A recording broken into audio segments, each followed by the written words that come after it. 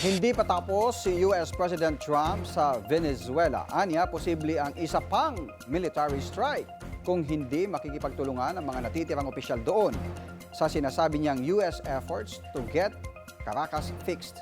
Babala rin ni Trump, maaring sumunod ang Colombia at Mexico kung hindi nila mapipigil ang pagpasok ng iligal na droga sa Estados Unidos. Colombia is very sick too, run by a sick man who likes making cocaine and selling it to the United States, and he's not going to be doing it very long, let me tell you. What does that mean? He's not going to be doing it very long. He's not doing it very long. He has cocaine mills and cocaine factories. He's not going to be doing it very So there will long. be an operation by the U.S. and It sounds good to me. Yeah. You know why? Because they kill a lot of people. And by the way, you have to do something with Mexico. Mexico has to get their act together because they're pouring through Mexico, and we're going to have to do something.